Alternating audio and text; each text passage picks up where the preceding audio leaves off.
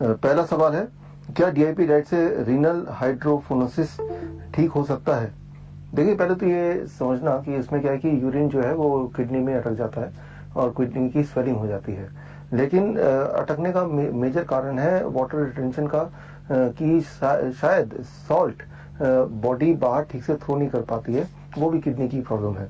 तो DIP diet में जैसे ही कोई इंसान रहता है, डीआईपी डाइट का जो स्ट्रिक्ट वाला है, दैट इज प्लेट 2 जो है, लंच और डिनर दोनों को अगर हम खत्म कर दें प्लेट 2 को, बाकी डीआईपी डाइट वैसे का वैसा करेंगे, तो ये 3 से 4 दिन लगता है पूरी तरह से स्वेलिंग के जाने का, या कुछ लोगों के लिए 5 दिन लग जाएगा। उसके बाद जब स्वेलिंग चली जाएगी तो डीआईपी डाइट में प्लेट 2 दिन में एक बार इंक्लूड किया जा सकता है। बस इतना सा करना है, लेकिन डीआईपी डाइट पे लगातार रहना पड़ेगा, कम से कम 6 महीने 9 महीने, ताकि ठीक होना एक बात है, ठीक होने के बाद ठीक रहना वो और इम्पोर्टेंट है। इसलिए ठीक होने के लिए करीब 5 दिन और ठीक रहने के लिए उसी डाइट में प्लेट 2 ऐड करके, कुक फूड ऐड करके करीब 5 महीने 6 महीने या फिर डीआईपी डाइट लेनी है। देखिए, फ्लू डाइट सिर्फ एक ही कंडीशन में लेंगे, अगर बॉडी में टेम्परेचर है, अगर फीवर है, टेम्परेचर है, तो फ्लू डाइट है। अगर फीवर टेम्परेचर नहीं है, खांसी जुकाम है, इन्फेक्शन है, कोई भी और तरह का इन्फेक्शन है, तो फिर आपको डीआईपी डाइट से ही काम चलाना है, तब फ्लू डाइट की आवश्यकता नहीं है। आपका अगला सवाल है, देसी गाय का दूध डीआईपी डाइट में क्यों नहीं पी सकते? देखिए, दूध चाहे देसी का हो या फॉर्मूला मिल्क हो या विदेशी हो, A2 गाय हो या A1 हो, जो भी गाय का जो भी कैटेगराइज आप करते हैं, लेकिन अल्टीमेटली उसमें क्या है कि एनिमल प्रोटीन हमें क्या अवॉइड करना, we have to avoid animal protein, क्योंकि हमें से ज्यादातर लोगों के लिए एनिमल प्रोटीन जब हम कंज्यूम करते हैं, चाहे वो डेयरी के फॉर्म में कंज्यूम करते हैं, चाहे वो अंडे के फॉर्म में करते हैं, मीट के फॉर्म में करते हैं, तो हमारे बॉडी में ऑटो इम्यून रिस्पॉन्स किसी न किसी रूप में शुरू हो जाता है, and that causes whole lot of disease. तो इसीलिए इंपॉर्टेंट ये नहीं कि दूध प्योर है या इम्प्योर है, इंपॉर्टेंट ये कि उसमें बाय डिफॉल्ट एनिमल प्रोटीन है, आफ्टर ऑल वो एनिमल से निकला है, तो उसका जो एनिमल प्रोटीन है वो हमारी इम्यूनिटी कई बार कंफ्यूज करती है and with our own protein, because हम भी एक एनिमल है, और तब बहुत सारी बीमारियां आ जाती है जिसे हम ऑटो इम्यून डिजीज भी बोलते हैं। आपका अगला सवाल है, स्पाइनल मस्कुलर एट्रोफी टाइप 2 पर क्लियर डिटेल्स में ये बीमारी 9 ईयर्स चाइल्ड की ठीक हो सकती है या नहीं? देखिए, यहाँ पे बड़ी इंपॉर्टेंट बात है, एक तो मस्कुलर एट्रोफी है यहाँ पे, और एक मस्कुलर डिस्ट्रॉफी है। इनमें खासियत ये है कि जो नर्व्स के जो स्पाइनल कॉर्ड के जो नर्व्स के सेंसेशन है वो धीरे धीरे कमजोर पड़ते जाते हैं, और जैसे जैसे वो कमजोर पड़ेंगे बॉडी के मसल्स पे उस बच्चे की या उस पेशेंट का जो कंट्रोल है वो धीरे धीरे जाता रहेगा, और एक टाइम आएगा जब हाथ पैर बॉडी के कंट्रोल चले जाएंगे, और ऐसे करके पेशेंट की जो स्थिति है नाजुक होती चली जाती है और बिल्कुल ही खत्म हो जाती है।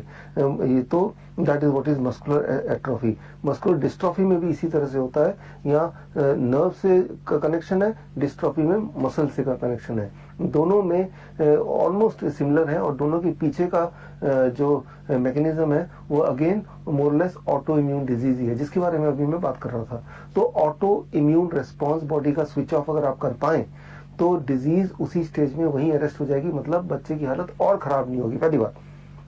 और ओवरऑल अगर हम डीआईपी डाइट लेते रहते हैं तो धीरे धीरे बच्चा वापस उसी स्थिति में आ सकता है जिस स्थिति में पहले था, यानी कि दोबारा हेल्दी हो सकता है।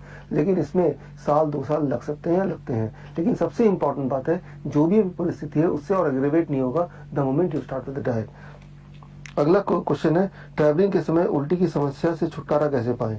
देखिए, उसके लिए आप सौंफ ले लें और सौंफ चबाते रहना है वाइल योर ट्रैवलिंग। हर थोड़ी देर में कितनी ज्यादा उल्टी की समस्या उसमें निर्भर करता है, लेकिन सौंफ लेके आपको चबाते रहना है।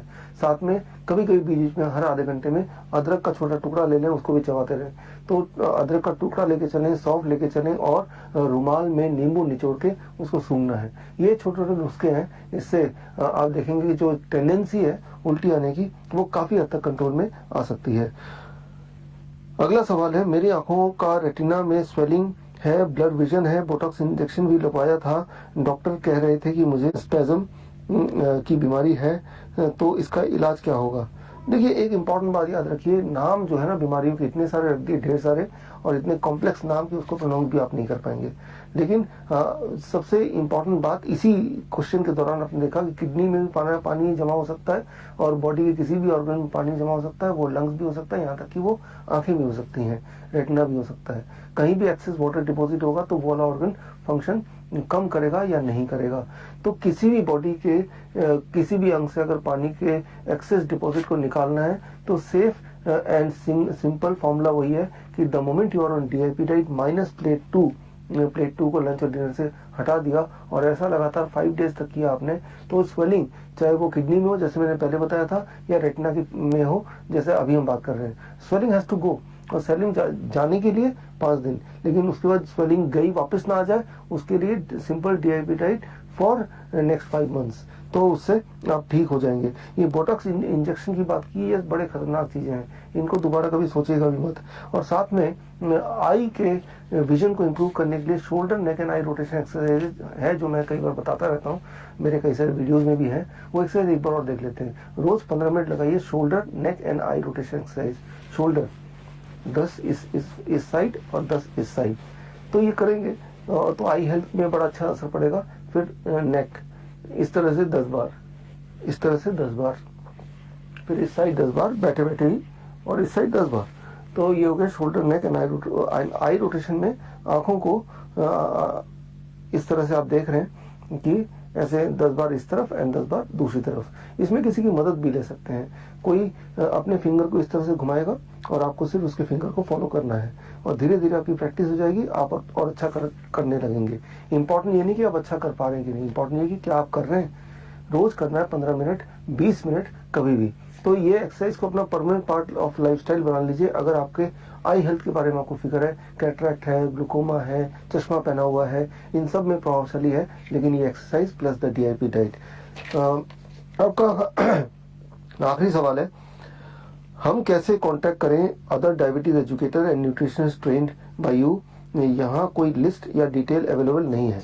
देखिए लिस्ट हम निकालते रहते हैं डायबिटीज एजुकेटर्स का, और हमने पिछली लिस्ट निकाली थी अक्टूबर महीने में, ये किताब रिलीज हुई थी मेरी, और इस किताब में हमने पूरी लिस्ट निकाली थी और ये उनके फोटो के साथ लिस्ट निकाली, आप देख पा रहे होंगे। और करीब यहाँ पे टोटल 364 डायबिटीज एजुकेटर की लिस्ट है। तो लिस्ट टाइम टू टाइम हम अपने पब्लिकेशंस में निकालते हैं, हमारी मैगजीन आती है हर महीने उसमें निकालते हैं। तो ये अगर फ्री बुक चाहिए और हमारी जो मंथली मैगजीन है उसमें आप देखना चाहते हैं तो biswarup.com biswarup.com में जाएंगे तो ये फ्री डाउनलोड करेंगे तो ये लिस्ट मिल जाएगी। हमारे ये जो किताब आई है ये जनवरी महीने में रिलीज की थी। यहाँ हमने डॉक्टरों की जो लिस्ट है, हमारे कंसल्टेंट डॉक्टर हैं, चाहे वो होम्योपैथिक हैं, आयुर्वेदिक हैं, एलोपैथिक हैं, हर तरह के डॉक्टर की हमारे पास एक कंसल्टेंट्स हमारे साथ जुड़े हुए हैं, उन सब की लिस्ट भी यहाँ पे हमने उनकी डिग्रियों के साथ ये दिया है हमने। तो टाइम टू टाइम हम अपने पब्लिकेशंस में अपने और डिजिटल मैगजीन में डालते रहते हैं। तो आपको क्या करना है कि उन biswarup.com में जाके आप देखेंगे तो हमारा डिजिटल मैगजीन जो है विश्वास वो मिल जाएगा।